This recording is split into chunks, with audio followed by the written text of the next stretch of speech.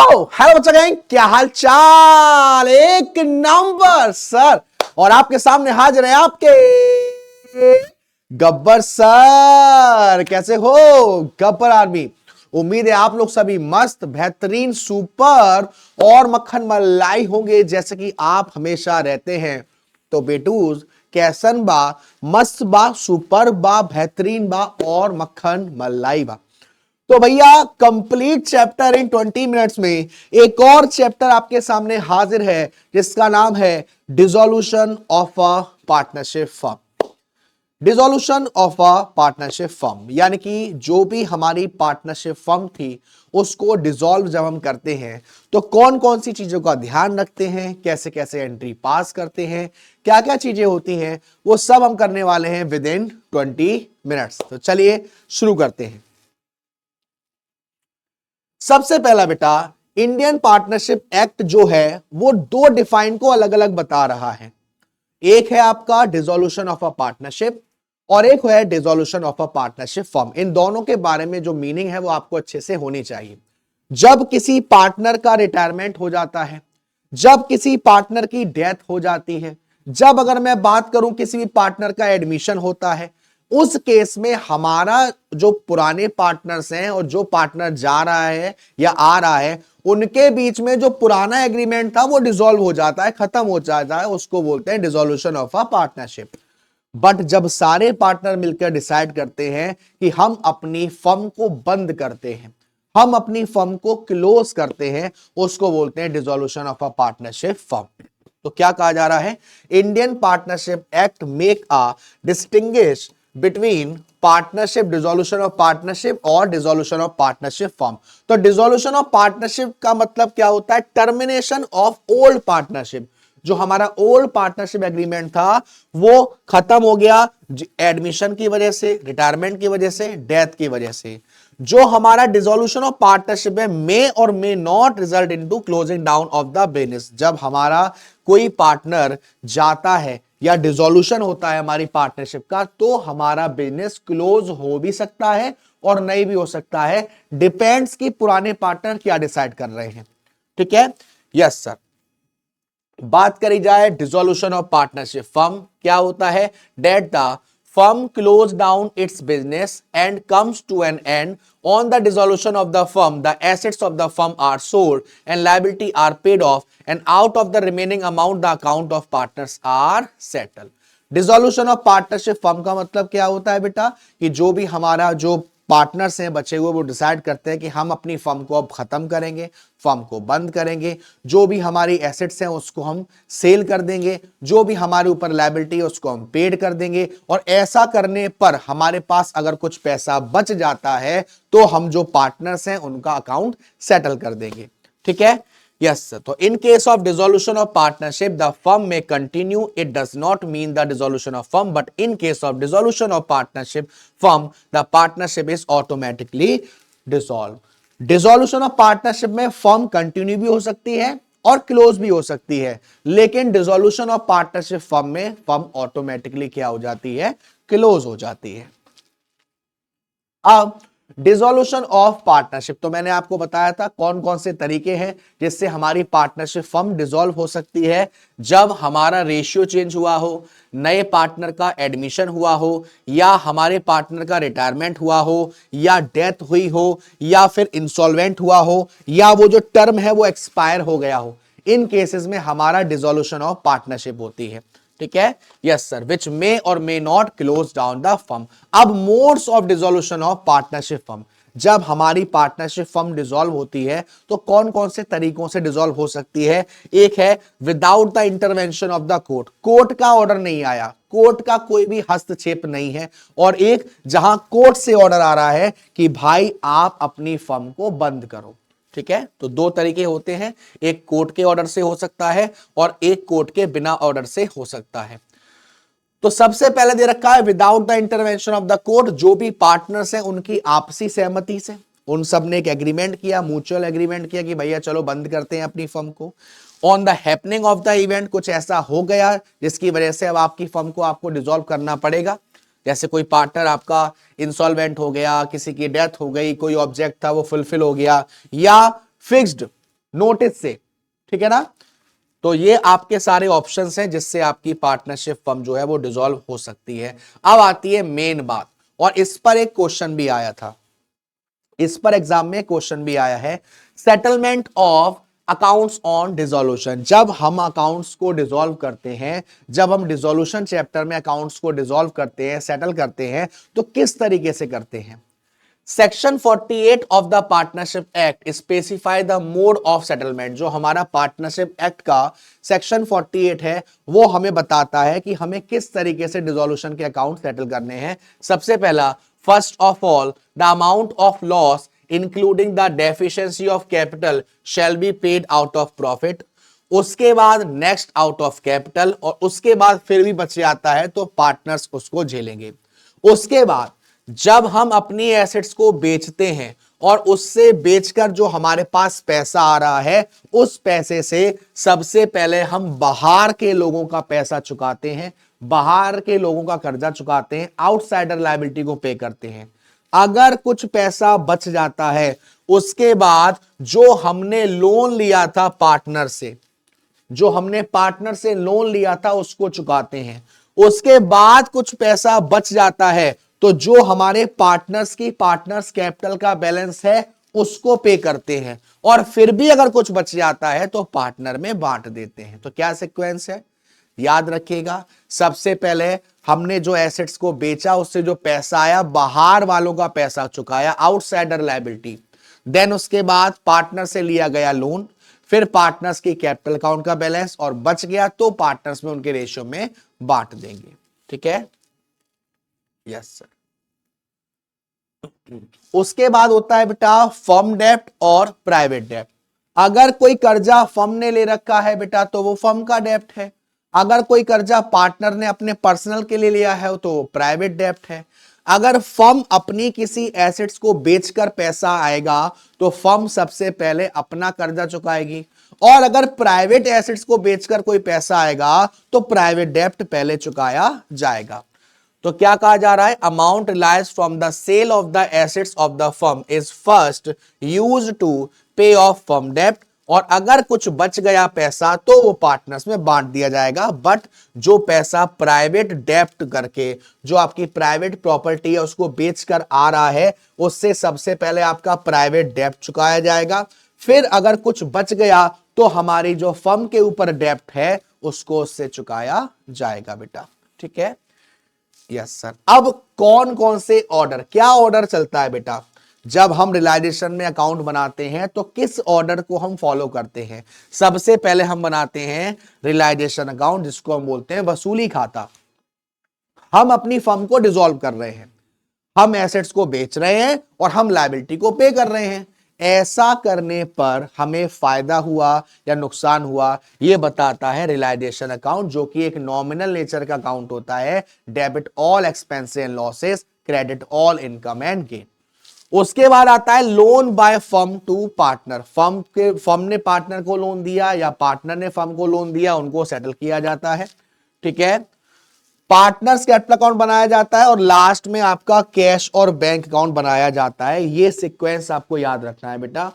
इस चैप्टर में आपका एक चीज बहुत अच्छा है, जब आप कैश अकाउंट बनाओगे या जब आप बैंक अकाउंट बनाओगे तो वो बनाते ही आपको मालूम पड़ जाएगा कि आपने सब चीज सही डाली है या नहीं। रीजन, ये आपका जो कैश अकाउंट है, ये आपका जो बैंक अकाउंट है, ये बराबर आना चाहिए।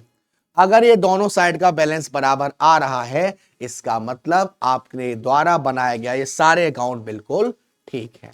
ठीक है, यस सर। तो सबसे पहले क्या है बेटा, सबसे पहले है रियलाइजेशन अकाउंट। जब हमारी पार्टनरशिप फर्म डिसॉल्व होती है ना, तो हमारे पास बैलेंस शीट या तो गिवन होती है या कभी कभी हमें निकालनी पड़ती है, बट बैलेंस शीट होती है। कहने का मतलब उसमें एसेट्स होती है, कहने का मतलब उसमें लायबिलिटी होती है। तो उस बैलेंस शीट से जितनी भी एसेट्स हैं उन्हें रियलाइजेशन अकाउंट में लाया जाता है, जितनी भी लायबिलिटी है उन्हें भी लाया जाता है रियलाइजेशन अकाउंट में। क्यों? क्योंकि एसेट्स को हम बेच देंगे और लायबिलिटी का हम पेमेंट कर देंगे। तो a realization account is open for disposing of all the assets of the firm and making payment to all the creditors. Realization account एक नॉमिनल अकाउंट है और इसका ऑब्जेक्ट होता है ये पता करना कि जब हमने एसेट्स को बेचा और हमने लायबिलिटी को पे किया, ऐसा करने से हमारे को फायदा हो रहा है या नहीं हो रहा, ये इसका ऑब्जेक्टिव होता है। अब एंट्रीज कैसे होती हैं बेटा, सबसे पहले बैलेंस शीट में लायबिलिटीज कहां होती है, left hand side. Balance sheet में एसेट्स कहां होती है, राइट हैंड साइड। तो रियलाइजेशन अकाउंट में जो भी हमारी लायबिलिटी है वो ट्रांसफर करी जाती है क्रेडिट साइड में। सर क्या सारी लायबिलिटी ट्रांसफर करी जाती है, नहीं बेटा।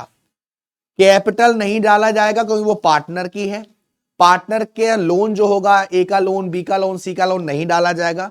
जो भी कर्जा पार्टनर का है वो नहीं डाला जाएगा। आउटसाइडर लायबिलिटी डाला जाएगा, जैसे क्रेडिटर डाल सकते हो, बिल्स पेबल डाल सकते हो, पार्टनर के भाई का, पार्टनर की बहन का, पार्टनर की मम्मी का, पार्टनर की वाइफ का लोन डाल सकते हो। ये आप ट्रांसफर करोगे रियलाइजेशन अकाउंट के क्रेडिट साइड में, सारी की सारी लायबिलिटी। अब बारी आई एसेट्स की। सारी की सारी एसेट्स रियलाइजेशन के डेबिट साइड में डालोगे, बट कैश नहीं डालोगे, बैंक बैलेंस नहीं डालोगे, कोई फिक्टिशियस एसेट्स नहीं डालोगे। और अगर किसी एसेट्स पर कोई प्रोविजन बनाया हुआ है तो जो उसकी ओरिजिनल वैल्यू है उस पर आप उसको ट्रांसफर करेंगे। ये आपने ट्रांसफर कर दिया तो यही आपकी ट्रांसफर की एंट्री है कि सारी assets, all assets of the firm, लेकिन कैश नहीं, बैंक बैलेंस नहीं, ट्रांसफर करा जाएगा कहां पर, रियलाइजेशन अकाउंट के डेबिट साइड में। ठीक है, यस सर। अब मेरे प्यारे प्यारे बच्चों, while transferring the assets to this account the following point should be mind। जब आप एसेट्स को रियलाइजेशन अकाउंट में ट्रांसफर कर रहे होंगे तो कुछ जरूरी बातें हैं जो आपको ध्यान में रखनी है।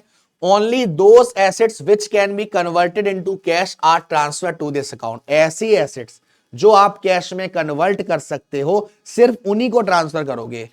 फिक्टिशियस एसेट्स जैसे कि एक्यूमुलेटेड लॉस, जैसे कि debit balance of profit and loss, या फिर डेफर्ड रेवेन्यू एक्सपेंडिचर, या फिर balance of advertisement suspense account, इसको नहीं डालोगे। क्यों? क्योंकि बेटा ये कैश में कन्वर्ट थोड़ी ना हो सकता है। इनको आप कहां डालोगे, पार्टनर्स कैपिटल अकाउंट के डेबिट साइड में। ये सब लॉस है, वहीं डाला जाएगा। तो ये एंट्री होगी इस तरीके से। दूसरा, अगर कोई प्रोविजन बनाया हुआ है आपने किसी एसेट्स के साथ साथ तो उस प्रोविजन को आप हटा देंगे, उस प्रोविजन को आप नहीं लेंगे। जो उसकी एक्चुअल वैल्यू है उसके साथ साथ उस एसेट्स को आप ट्रांसफर करोगे। जैसे कि देखो यहां देखो, टोटल डेटर 50,000 के हैं, प्रोविजन 4,000 का है। तो बेटा ये जो डेटर है वो आप 50,000 के ही ट्रांसफर करोगे रियलाइजेशन के डेबिट साइड में। ये जो प्रोविजन है ये आपका जाएगा रियलाइजेशन के क्रेडिट साइड में। ठीक है, यस। उसके बाद जैसे कि प्रोविजन फॉर बैड डेब्ट्स है, प्रोविजन फॉर डेप्रिसिएशन है, मशीनरी रिप्लेसमेंट रिजर्व है, इन्वेस्टमेंट फ्लक्चुएशन फंड है, ये सब कहां जाएगा, रियलाइजेशन के क्रेडिट साइड में। एक चीज का ध्यान रखना बेटा, अगर आपको क्वेश्चन में इन्वेस्टमेंट फ्लक्चुएशन फंड दे रखा है और अगर आपको क्वेश्चन में इन्वेस्टमेंट दे रखा है, इसी कंडीशन पर ही इन्वेस्टमेंट फ्लक्चुएशन फंड रियलाइजेशन के क्रेडिट साइड में जाएगा, वरना नहीं जाएगा। अगर आपको क्वेश्चन में इन्वेस्टमेंट फ्लक्चुएशन फंड दिया हुआ है लेकिन क्वेश्चन में इन्वेस्टमेंट नहीं दिया हुआ है, ऐसे केस में investment fluctuation fund partners capital के क्रेडिट साइड का पार्ट बनेगा। ठीक है, यस सर। अब लायबिलिटी ट्रांसफर करने की बारी है। सारी की सारी लायबिलिटी रियलाइजेशन में कहां जाएगी बेटा, क्रेडिट साइड में। बस कौन कौन सी लायबिलिटी नहीं जाएगी, सिर्फ वही लायबिलिटी जाएगी जो थर्ड पार्टी की है, जैसे क्रेडिटर्स हो गया, जैसे कि बिल्स पेबल हो गया, बैंक ओवरड्राफ्ट हो गया, है ना, ये सारी चीजें। पार्टनर का लोन अकाउंट यहां नहीं जाएगा बेटा, ध्यान रखिएगा। पार्टनर का लोन अकाउंट आप अलग से एक सेपरेट अकाउंट बनाओगे, पार्टनर का लोन अकाउंट वहां जाएगा। हां, अगर आपने पार्टनर की लोन का जो पैसा दिया है वो ज्यादा दिया है या कम दिया है, तो जो ज्यादा वाला पार्ट है या कम वाला पार्ट है वो रियलाइजेशन के डेबिट या क्रेडिट आएगा, क्योंकि उसमें हमें घाटा हो रहा है या फिर फायदा हो रहा है। ज्यादा दिया तो घाटा हो रहा है, डेबिट साइड ऑफ रियलाइजेशन। कम दिया तो फायदा हो रहा है, क्रेडिट साइड ऑफ रियलाइजेशन। चलो, अब यहां पर आपसे कह रहा है जो भी आपका जनरल रिजर्व है, रिजर्व फंड है, कंटिजेंसी रिजर्व है, प्रॉफिट एंड लॉस है या प्रॉफिट एंड लॉस का क्रेडिट बैलेंस है, ये सब आपका पार्टनर्स कैपिटल में ट्रांसफर किया जाता है। पार्टनर्स कैपिटल का पार्ट उसको बनाया जाता है। आगे देखिए, अब आया आपका workman compensation reserve. Workman compensation reserve आपने change in profit sharing ratio वाले चैप्टर में भी देखा था। वर्कमैन कंपनसेशन रिजर्व आपने एडमिशन वाले चैप्टर में भी देखा था। वर्कमैन कंपनसेशन रिजर्व आपने रिटायरमेंट वाले चैप्टर में भी देखा था। बट यहां थोड़ा सा अलग है, कैसे समझते हैं। वर्कमैन कंपनसेशन रिजर्व होता क्या है, ये तो आपको मालूम है कि जो भी हमारा जो लेबर होते हैं, वर्कर्स होते हैं, उनके लिए एक अलग से आपने बना के रखा हुआ रिजर्व कि अगर वो क्लेम करेंगे तो पैसा आप कहां से लाओगे, वहां अरेंज कर रखा है। अगर कोई भी लायबिलिटी नहीं आई है वर्कमैन कंपनसेशन रिजर्व के लिए तो सिंपल क्या होगा, पार्टनर्स कैपिटल अकाउंट में ट्रांसफर कर देंगे। अगर कोई भी लायबिलिटी नहीं आई है तो सिंपल क्या होगा, पार्टनर्स कैपिटल अकाउंट में ट्रांसफर कर देंगे। Right, yes sir.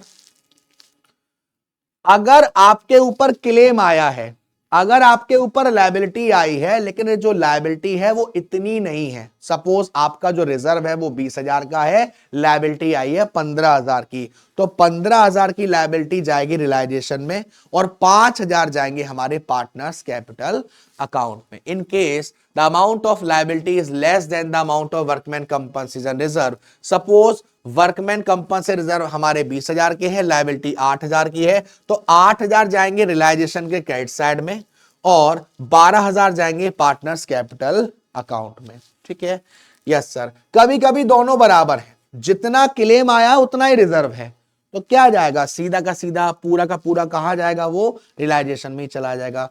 कभी कभी बेटा आपका जो क्लेम है वो उससे भी ज्यादा आ जाएगा, ऐसे केस में क्या करेंगे, जितना आपके पास रिजर्व में पैसा है उतना ही पैसा आप डालेंगे रियलाइजेशन के क्रेडिट में, जितना क्लेम आया है उससे मतलब नहीं है बेटा। ठीक है, यस सर। अब कुछ बहुत जरूरी एंट्री, अब कुछ बहुत जरूरी एंट्री जो आपके इस चैप्टर का बैकबोन आप कह सकते हो। जब अब पहले हम बात करते हैं एसेट्स की, एसेट्स को या तो बेचा जाएगा या कोई पार्टनर ले जाएगा या किसी लायबिलिटी को पे करने के लिए हम एसेट्स का इस्तेमाल करेंगे। अगर हम एसेट्स को बेचेंगे तो हमारे पास पैसा आएगा, bank account debit to realisation. अगर किसी एसेट्स को पार्टनर ले गया तो partners capital account debit to realisation. और अगर इस एसेट्स को हमने किसी लायबिलिटी को पे करने के लिए दे दिया है और ना ही कुछ पैसा आना है ना ही कुछ पैसा जाना है, फुल सेटलमेंट है, तो कोई भी एंट्री पास नहीं होगी। तो क्या कहा गया, जब हमने एसेट्स को बेचा तो एंट्री पास करी कैश या bank account debit to realisation, और जब हमने ये एसेट्स किसी पार्टनर ने टेक ओवर कर लिया तो एंट्री पास करी partners capital account debit to realisation. ठीक है, यस सर। अगर आपने किसी एसेट्स को किसी क्रेडिटर को दे दिया है फुल पेमेंट के लिए और ना ही कुछ पैसा आना है ना ही कुछ पैसा जाना है तो कोई भी एंट्री पास नहीं होगी। लेकिन आपने किसी लायबिलिटी को पे करने के लिए किसी एसेट्स को दे दिया, इसके बाद भी अब आपको थोड़ा बहुत पैसा और देना है, तो पैसा आपके पास से जाएगा realisation account debit to bank account. तो ये सारा हो गया बेटा आपका एसेट्स का। अब कुछ गाइडलाइंस हैं। गाइडलाइंस क्या है, दो तरह की एसेट्स होती है, एक आपकी टेंजिबल और एक आपकी इंटेंजिबल। अगर रिलायंस के चक्कर में, सेल के चक्कर में कोई भी इंफॉर्मेशन नहीं दे रखी है टेंजिबल एसेट्स की, तो हम ये मान के चलेंगे कि वो पूरी की पूरी वैल्यू पर रिलायंस हुआ होगा। लेकिन यही अगर इंटेंजिबल एसेट्स के साथ हो रहा है तो हम मान के चलेंगे कि वो 0 पर रिलायंस होगा। ठीक है, क्या कहा गया, tangible assets will be assumed to have reliance at the book value, अगर क्वेश्चन में कुछ भी मेंशन नहीं है। लेकिन intangible assets reliance at no value, अगर इंटेंजिबल एसेट्स के लिए कोई भी इंफॉर्मेशन नहीं दी है, अगर इंटेंजिबल एसेट्स के लिए कोई भी इंफॉर्मेशन नहीं दे रखी है तो बेटा उसको 0 वैल्यू पर रियलाइज्ड करेंगे। ठीक है, यस सर। अब बात आती है लायबिलिटी की। लायबिलिटी या तो पे करी जाएगी या कोई पार्टनर पे करेगा बेटा। अगर लायबिलिटी फर्म पे कर रही है एंट्री हो जाएगी realisation account debit to bank account. अगर ये लायबिलिटी कोई पार्टनर पे कर रहा है, करनी फर्म को थी, एंट्री हो जाएगी realisation account debit to partners capital account. अगर क्वेश्चन में कुछ भी मेंशन नहीं है अबाउट रियलाइजेशन का जो एक्सपेंस है उसके बारे में, तो ये एज्यूम किया जाएगा कि ये जो पेमेंट है वो कौन करेगा, फर्म करेगी, realisation account debit to bank account. But यहां कुछ दिक्कतें आती हैं। लायबिलिटी आपने पे करी realisation account debit to cash या बैंक अकाउंट, पार्टनर ने लायबिलिटी पे करी, realisation account debit to partners capital account. अब कुछ एंट्री जहां पर आपको दिक्कत आती है जिसको बोलते हैं रियलाइजेशन एक्सपेंसेस। अगर रियलाइजेशन एक्सपेंसेस फर्म ने पे किए हैं तो realisation account debit to bank account. अगर रियलाइजेशन एक्सपेंसेस पार्टनर ने पे किए हैं तो realisation account debit to partners capital account, right? Yes sir. When the firm has agreed to pay a fixed amount to the partner towards realization expenses and the partner has to bear the expenses, firm ने कहा है कि भैया हम तुम्हें इतना पैसा देंगे, तुम रिलायशन करवाओ। अब यहां पर फर्क नहीं पड़ता तुम्हारा कितना खर्च हो रहा है, यहां पर फर्क पड़ता है कि हमने कितनी गारंटी दी है। तो बेटा ऐसे केस में एंट्री क्या होगी? Realisation account debit to partners capital account. खर्चा पार्टनर को करना था, खर्चा पार्टनर को करना था, लेकिन पार्टनर के बिहाफ पर फर्म ने पेमेंट कर दिया। तो ये मान के चलेंगे फर्म ने एक तरीके से पेमेंट पार्टनर को किया है, फर्म की लायबिलिटी कम हो जाएगी, एंट्री हो जाएगी partners capital account debit to bank account. खर्चा पार्टनर को ही करना था और पार्टनर ने ही किया है, ऐसे केस में कोई भी एंट्री पास नहीं होगी बेटा। ठीक है, यस सर, ठीक है, ध्यान रखना। ठीक है, चलो बेटा जी। उसके बाद होता है loan by firm to partner. If the firm has given loan to a partner, अगर फर्म ने लोन दिया है पार्टनर को, ये हमारे लिए एक एसेट्स है और इसको हम जब यूटिलाइज करेंगे, जब हम बैंक अकाउंट बनाएंगे या फिर थर्ड पार्टी के हिसाब से हमको करेंगे, इसीलिए ये आपका कैपिटल अकाउंट में ट्रांसफर नहीं किया जाएगा बट पार्टनर से रिकवर किया जाएगा। तो रिकवर करेंगे तो हमारे पास पैसा आएगा, तो कैश अकाउंट डेबिट या bank account debit to loan to partners. अगर पार्टनर ने फर्म को लोन दिया है, if a partner has given any loan to the firm, उसका लोन जो है वो पे किया जाएगा, क्योंकि ये एक आउटसाइड लायबिलिटी की तरह फुल पे किया जाएगा। देयरफॉर लोन बाय पार्टनर, उसको भी हम रियलाइजेशन अकाउंट में नहीं डालेंगे, उसको हम उसके लोन अकाउंट में डालेंगे। और जब हम उसको पे कर, देखो जब हमने लोन दिया है तो हमारे पास पैसा आ रहा है, एंट्री करी cash account debit to loan account, और जब हमने लोन लिया है हम पेमेंट कर रहे हैं तो loan account debit to cash या बैंक अकाउंट। ठीक है, यस सर। उसके बाद आपको पार्टनर्स कैपिटल अकाउंट का तो मालूम ही है, सारी चीजें कैसे कैसे ट्रांसफर होती है बेटा। फिर बनता है आपका कैश और बैंक अकाउंट। मैंने आपसे पहले भी कहा है, मैं आपसे अभी भी कह रहा हूं कि cash account bank account dissolution में बराबर आता है। अगर आप कैश अकाउंट बना रहे हो और क्वेश्चन में आपको बैंक बैलेंस दे रखा है तो आप वहां का अकाउंट क्लोज करके यहां बैलेंस डाल देंगे, और अगर आप बैंक अकाउंट बना रहे हो और क्वेश्चन में कैश का बैलेंस दे रखा है या दोनों का दे रखा है, दोनों का बैलेंस मिला के एक जगह ले आएंगे। ठीक है, यस सर। अब यहां पर क्या कहा, कैश अकाउंट या बैंक अकाउंट का जो डेबिट साइड होता है वो होती है रिसीप्ट। जो भी आपने एसेट्स को बेचा है या जो भी आपके पास पैसा आना है या जो भी बैलेंस शीट में आपको बैंक बैलेंस या कैश का बैलेंस दे रखा है वो कैश अकाउंट के डेबिट साइड में जाएगा। और जो भी आपके पास से पैसा गया, जो भी आपके पास से पैसा गया, आपने लायबिलिटी का पेमेंट किया या पार्टनर्स कैपिटल का आपको पेमेंट करना है या और कोई आपने एक्सपेंस पे किया, वो कैश या बैंक अकाउंट के क्रेडिट साइड आएगा। दोनों का टोटल जब आप करोगे तो बराबर आना चाहिए। ठीक है, यस सर। तो ये मैंने आपको बता ही दिया। हाँ, इसका जरूर ध्यान रखना बेटा, इसका जरूर ध्यान रखना। अगर आपने पार्टनर का जो लोन है वो ज्यादा पे किया है तो आपका एक एक्सपेंस है रियलाइजेशन अकाउंट में डेबिट होगा, और कम किया है तो फायदा है रियलाइजेशन अकाउंट में क्रेडिट होगा। अगर कोई भी इंटेंजिबल एसेट्स है, जैसे गुडविल है, पेटेंट है, ट्रेडमार्क है, इसके बारे में कोई भी इंफॉर्मेशन गिवन नहीं है तो हम ये एज्यूम करके चलेंगे कि वो नो वैल्यू पर रियलाइज्ड होगी। तो ये था आपका प्यारा सा chapter debentures with in 20 minutes आपके प्यारे गब्बर सर की तरफ से, और आई होप सो कि आपको बहुत अच्छे से क्लियर हुआ होगा। कमेंट सेक्शन में बताना जरूर कि रोला हो रहा है, रोला ऑन द टॉप, ये सीरीज आपके लिए कितनी हेल्पफुल है और अगला चैप्टर आपको कौन सा चाहिए। तो आज के लिए इतना ही, मिलते हैं आपसे अगले लेक्चर में। तब तक के लिए अपना ध्यान रखिएगा, खाना पीना खाते रहिएगा, माँ बाप का ध्यान रखिएगा। Tata bye bye, see you. Gabbar sir, Gabbar army, #रोला ऑन द टॉप।